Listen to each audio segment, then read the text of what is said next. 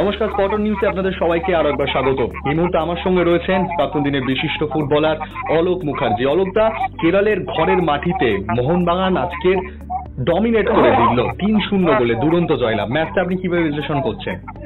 Actually Kerala প্রথম দিকে ভালো খেলছিল গোলটা খাওয়ার পর, আর সেইভাবে করতে পারে।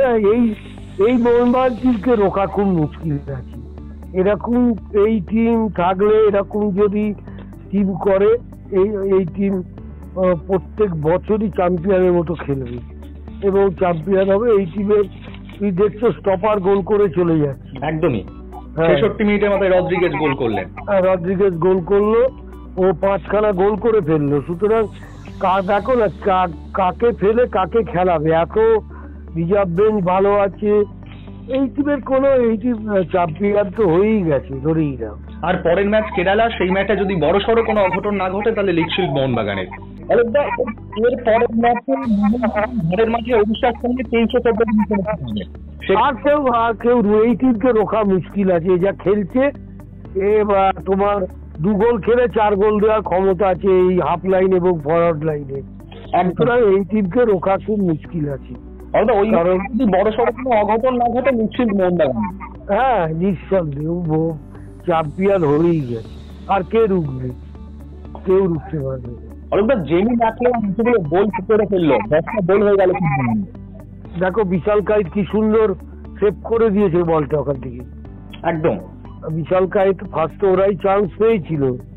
বিশাল কাইত ওখান থেকে যাই হোক ভালো মারিনি, কিন্তু বিশাল কাইত ওই শর্ট জায়গা থেকে ভালো বডি ছুড়ে বলটাকে আটকে দিয়েছে। তারপরেই তো গোল খেয়েছে এবং গোল ডিফেন্ডারদের দোষেই খেয়েছে। গোলকিপারও খুব যে আহামরি তা না। বিশাল কায়েত এই মুহূর্তে আমি জানি না, ইন্ডিয়ার সামনে ইন্ডিয়ার টুর্নামেন্ট আছে, বিশাল কায়েতকে যেন বাদ না নিয়ে টিম করে। একদম বিশাল কায়েতকে ইমিডিয়েট ইন্ডিয়া টিমে ফেরানো উচিত। এবং এইটুকু বলতে পারি, এই মোহনবাগান টিম ধারাবাহিক গোল করছে এবং ভালো খেলছে।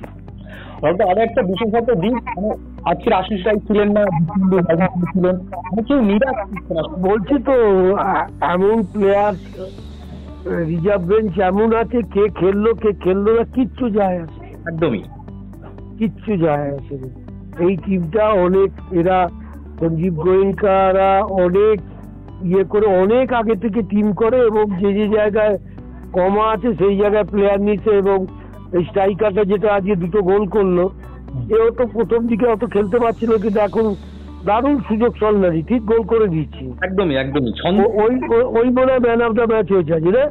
একদমই আমরা যেটা দেখছিলাম, জেমি ম্যাকলেন যে বিশ্বকাপার ওখানে এসে দীর্ঘদিন কিন্তু ফাইনালি টিম পরের মৌসুমের জন্য